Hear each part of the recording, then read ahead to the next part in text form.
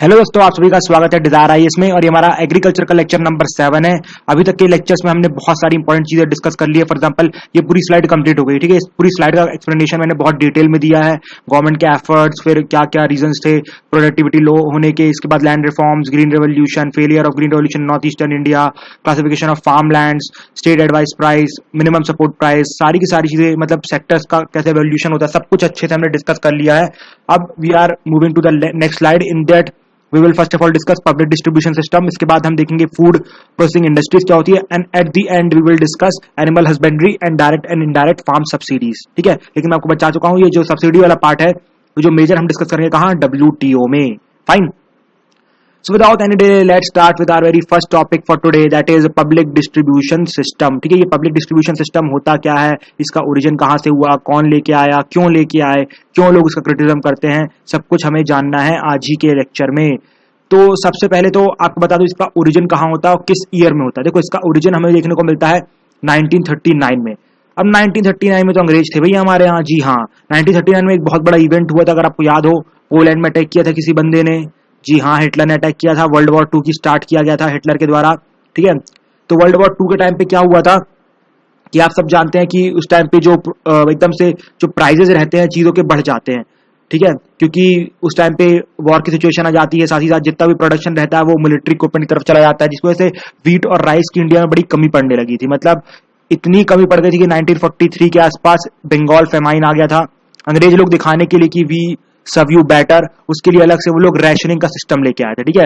उन्होंने डिसाइड किया था कि बंगाल और जहां जहां पर इतना सस्ता, मतलब जहां पर इतनी प्रॉब्लम हो रही है, वहां पर आपको गेहूं और चावल, ठीक है, मतलब व्हीट एंड राइस थोड़े सस्ते दामों में दिया जाएगा, ठीक है। ये पहली बार हमारे यहाँ पीडीएस नाम का कोई सिस्टम, मतलब रैशनिंग सिस्टम ब्रिटिशर्स लेके आते हैं। लेकिन एट द एंड सोल्यूशन, मतलब एट द एंड रिजल्ट क्या हुआ, बंगाल फेमाइन तो आ ही गया था ना, आपने क्या कर लिया कुछ, ठीक है।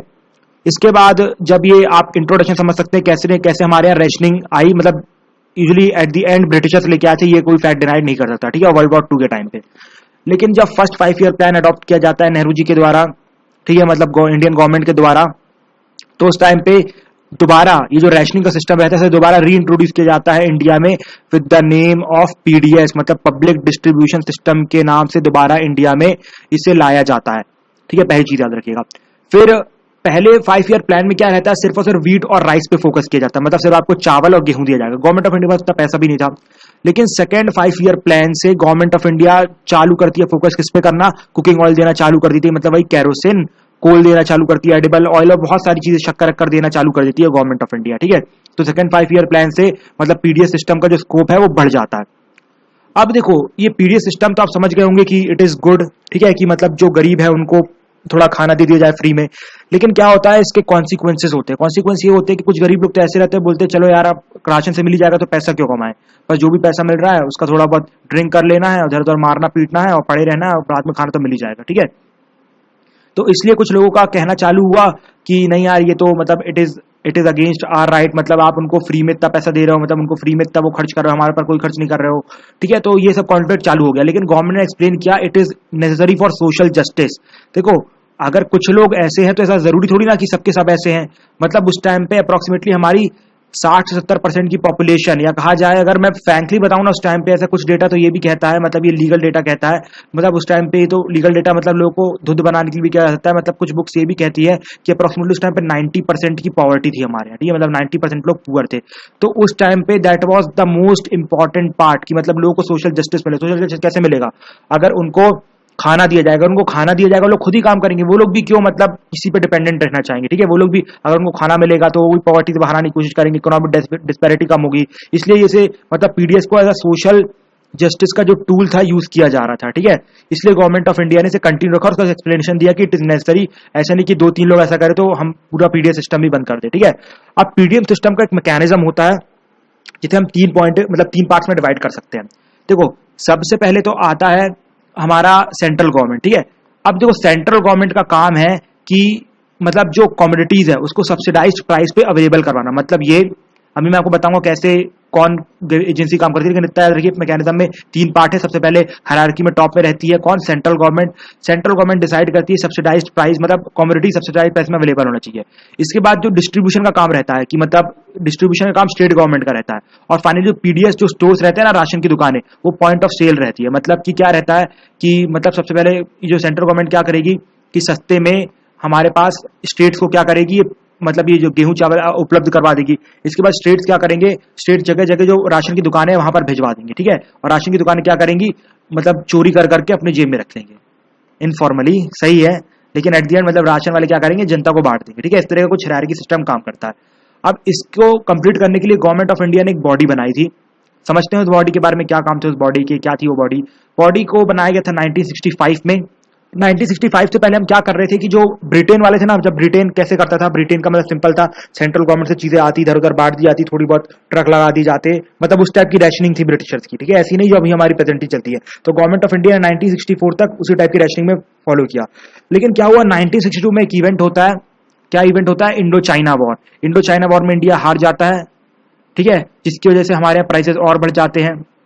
1965 में एक और वॉर होता है, इंडो पाक वॉर, जिसमें हम पाकिस्तान को हरा देते हैं, लेकिन प्राइसेस तो बढ़ेंगे बिकॉज कैपिटल इक्विपमेंट परचेज होना चालू होगा। तो मतलब प्राइस बहुत ज्यादा बढ़ जाता है, मतलब इम्पॉसिबल हो जाता है कि मतलब ट्रक में जा जाके आप लोगों को राशन में चीजें बेचे। तो finally government of India decide करती है कि हम फुल प्लेजेटली मतलब एक पब्लिक डिस्ट्रीब्यूशन सिस्टम चालू करेंगे, जिसमें food corporation of India as a body बनाई जाती है, ठीक है। एफसीआई बोलते हैं इसे शॉर्ट में, फूड कॉर्पोरेशन ऑफ इंडिया नाम की बॉडी बनाई जाती है। और इसको 3 फंक्शन दिए जाते हैं। सबसे बोला जाता है कि हम जो एमएसपी अनाउंस करेंगे, ठीक है, मतलब 1969 से एमएसपी चालू कर दिया था, तो उससे बोला गया था जो भी हम एमएसपी अनाउंस करेंगे, आप फार्मर से एमएसपी पे क्या करेंगे, वो जितना भी वीट और गेहूं मतलब वीट और चावल मिलेगा उसको रख लेंगे, मतलब आप लेंगे उनसे, ठीक है। इसके बाद ये आपकी जिम्मेदारी है कि आप उसे स्टोर करेंगे, ठीक है। आपकी जिम्मेदारी कि आप अलग से स्टोरेज फैसिलिटी बनाएंगे और उसे स्टोर करेंगे। और फाइनली एट द एंड ये आपकी जिम्मेदारी कि आप स्टेट को ये गेहूं और चावल दे के आएंगे, ठीक है। तो तीनों के तीनों फंक्शन किसको दे दिए गए, हमारे फूड कॉर्पोरेशन ऑफ इंडिया को। फाइन। इसके बाद अब देखो, जो फूड कॉर्पोरेशन ऑफ इंडिया क्या करेगी, अगर प्रोडक्शन हाई हो गया, मतलब मान लो एमएसपी की जैसे लोगों ने प्रोडक्शन हाई कर दिया, मतलब बहुत ज्यादा फार्मर ने उगा दिया, अगर ये प्रोडक्शन हाई हो गया तो आपको प्रोक्योरमेंट भी हाई करना है, मतलब हाई प्रोक्योरमेंट करना है। और आपको उससे क्या करना है, एक बफर स्टॉक बना लेना है। बफर स्टॉक समझ सकते हो ना, मतलब सीऑल्स, जो मतलब सिंपल समझ लीजिए, मतलब उसका रख लेना। बफर स्टॉक मतलब सीधा रख लेना है, ठीक है। अब बफर स्टॉक्स में क्या करना है कि मतलब उसको आपको पूरे में मतलब बहुत सारे कंटेनर बनाने हैं बड़े बड़े, और उसमें सिलॉस बोलते हैं उसे, और वहां पर अच्छे से आपको जो भी हाई प्रोक्योरमेंट है उसे भर देना है। अगर मान लो अब दोबारा वॉर हो जाता है या इमरजेंसी सिचुएशन हो जाती है, मान लो कभी प्रोडक्शन लो हो गया, अब प्रोडक्शन लो हो गया तो आपको क्या करना है, ये जो हाई प्रोक्योरमेंट है उसको रिलीज करना, मतलब सस्ते दामों में राशन वाली दुकानों को दे के आना है। और वो लोग क्या करेंगे, वो लोग दोबारा जनता में बांट देंगे, मतलब जनता अच्छे से खाती पीती रहेगी। और जैसे ही मतलब ये अब जब प्रोडक्शन लो होगा तो ये जो कंटेनर है, बफर स्टॉक है, वो कम हो जाएगा, लेकिन दोबारा कभी एक दिन आएगा, दोबारा प्रोडक्शन दोबारा बढ़ेगा, दोबारा ये दोबारा फुल हो जाएगा। तो इस तरह साइकिल चलती रहेगी, कम ज्यादा, और लोगों को अच्छा मतलब ये साइकिल मेंटेन चलती रहेगी, ठीक है। एफसीआई को ये काम किया क्या। अब इसमें देखो, अब क्या है कि अपन को ये जानना है कौन कौन सी जगह से क्या क्या गवर्नमेंट ऑफ इंडिया इंपोर्ट करती है। ये कुछ पीसीएस में पूछा जा सकता है, तो I am telling you here. तो देखो, सबसे पहले जो कोल है वो कोल इंडिया लिमिटेड द्वारा, मतलब कोल इंडिया के मतलब पब्लिक, देखो अब जो भी राशन मतलब जो राशन की दुकान में आपको मिलता है, वो जो भी चीज मिलती है वो अच्छी क्वालिटी की आती है। अब आप बोलेंगे क्या बात कर रहे हैं यार, हमें तो बहुत बकवास चीज की मिलती है। देखो ऐसा नहीं है, रियलिटी में क्या होता है, जो गवर्नमेंट ऑफ इंडिया है वो आपको सेंट्रल गवर्नमेंट ऊपर से अच्छा ही भेजती है, फिर स्टेट गवर्नमेंट भी आपको अच्छा ही भेजती है। लेकिन जो पीडीएस वाले दुकान वाले रहते हैं ना, ये लोग क्या करते हैं, अच्छी क्वालिटी का माल बाहर मार्केट में बेच देते हैं और रद्दी क्वालिटी का माल ले आते हैं और आपको बेचना चालू कर देता है। बीच में जो प्रॉफिट मिलता है वो अपनी जेब में डाल लेते हैं। तो इस तरीके से आपको पीडीएस में बेकार की चीजें मिलती हैं, ठीक है।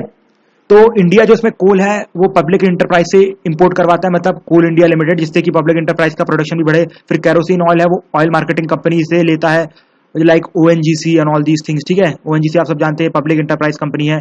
और फिर इसके बाद हमारा जो शुगर है, अब आप सोचो कि शुगर कहां से लेते हैं, सॉरी फॉर द स्पेलिंग, ठीक है। तो शुगर है, शुगर लिया जाता है हमारी, जो मैंने आपको बताया था ना कि सैप में क्या किया जाता है, सैप में जो प्राइस रहता है, मतलब जो हमारी जो इंडस्ट्रीज रहती है, ठीक है, इंडस्ट्रीज वो मतलब सैप के प्राइस में हमारे फार्मर से शुगर केन ले लेती है।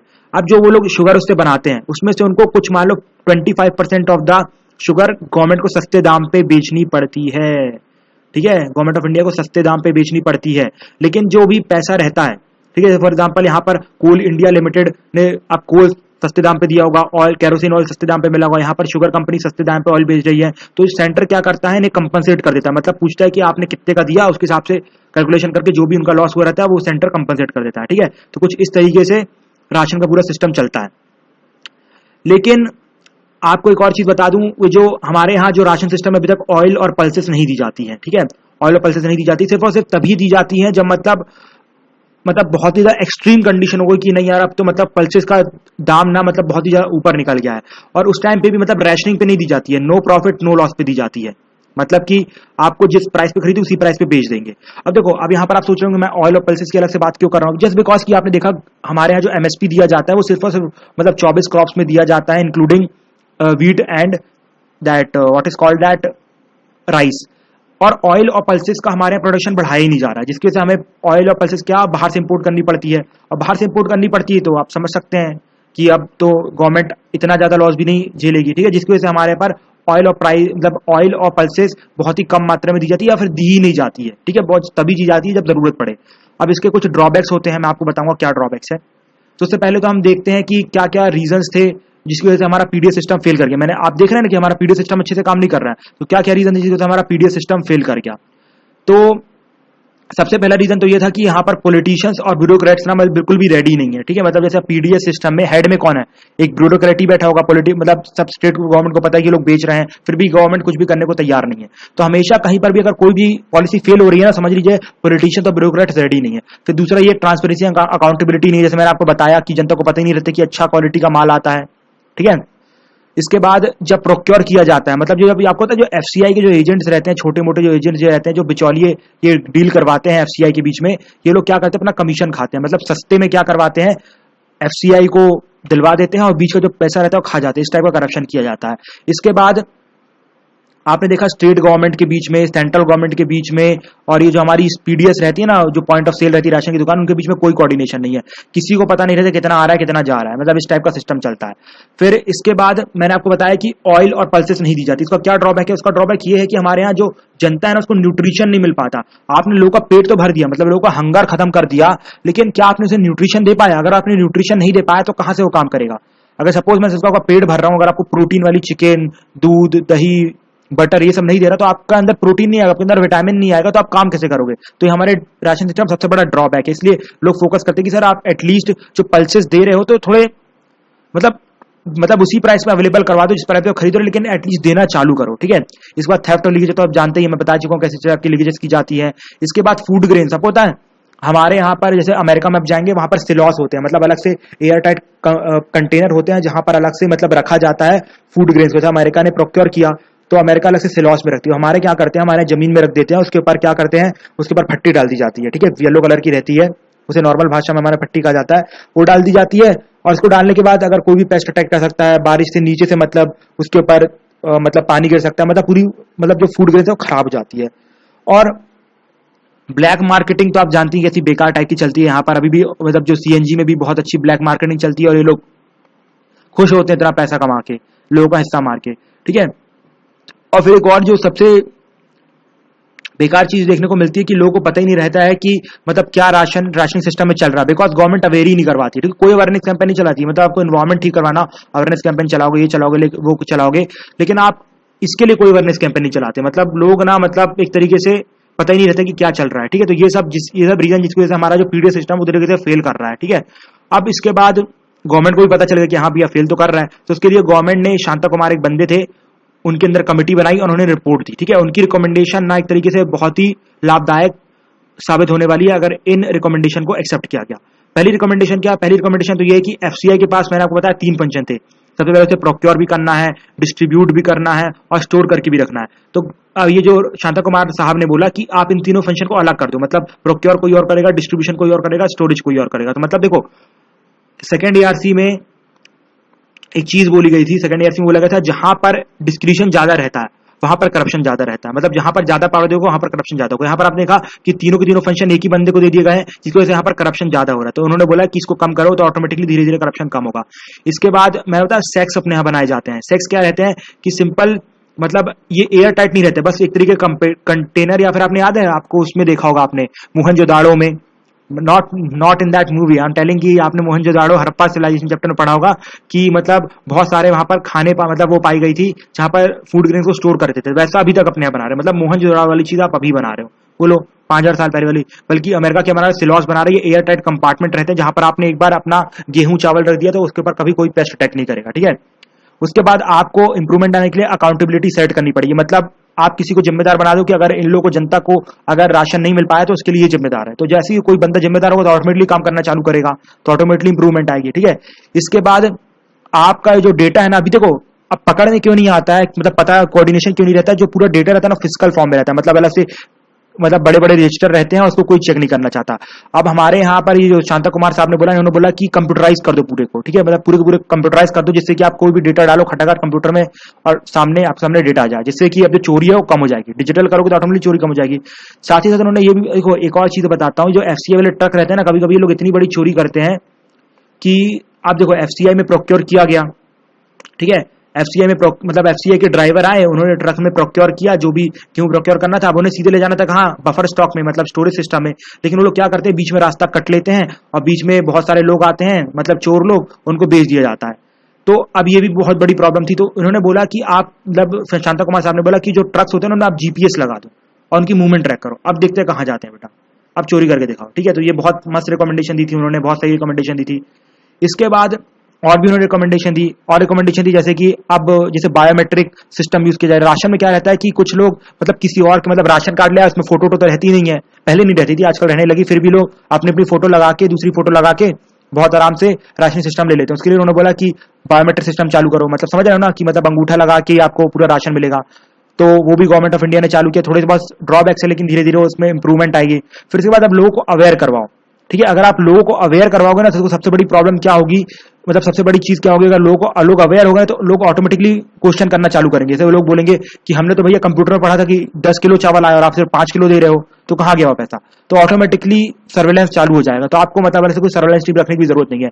इसके बाद उन्होंने बोला डायरेक्ट बेनिफिट ट्रांसफर करो, मतलब जो राशन का जो आप पैसा राशन सिस्टम को दे रहे हो वो सीधा लोगों को दे दो। फॉर एग्जाम्पल अभी लोग कितने मिल रहा है चावल, 5 रुपए में, ठीक है, और रियल में चावल कितने का, मान लो 30 रुपए का। तो गवर्नमेंट बोल रही है कि मतलब गवर्नमेंट मतलब ये शांता कुमार साहब का बोलना है कि आप सीधे लोगों को 30 रुपए दे दो, ठीक है, लोगों को सीधे 30 मतलब लोगों को पहले आप बोल दो आप अपने हिसाब से जहां से भी आपको चावल खरीदना खरीद लो, ठीक है। उसके बाद आप बिल दिखा दो गवर्नमेंट को कि हमने ये 25 रुपए का चावल खरीदा, तो गवर्नमेंट आपको 25 रुपए आपके अकाउंट में दे देगी। तो इससे क्या होगा, ये पीडीएस सिस्टम की जरूरत ही नहीं पड़ेगी, मतलब जो बेमतलब कोई चोरी बीच में हो रही है वो होना बंद हो जाएगी। और उसके बाद एट दी एंड आप क्या कर सकते हो कि अब मैंने आपको बताया कि हमारे हंगर तो खत्म कर दिया गवर्नमेंट ने, लेकिन न्यूट्रिशन नहीं दे पाई, जिसकी वजह से लोग काम नहीं कर पाते ज्यादा लंबे टाइम तक। उसके लिए आप बहुत सारी न्यूट्रिशन चीजें, for example pulses, oils, vitamin, ये सब देना चालू करो। भले आप मतलब रेट टू रेट बेच दो, लेकिन देना चालू करो, ठीक है। ये भी कहा गया है शांता कुमार के द्वारा, ठीक है। तो ये थी शांता कुमार की रिकमेंडेशन, किसके लिए, हमारे पीडीएस सिस्टम को इंप्रूव करने के लिए। और एट दी एंड हम फूड सिक्योरिटी एक्ट के बारे में जानेंगे, ठीक है। लेकिन video is getting too long, so I am stopping video here, and in the next video we will study about Food Security Act and food processing industry. So thank you, have a nice day, we will meet in next lecture.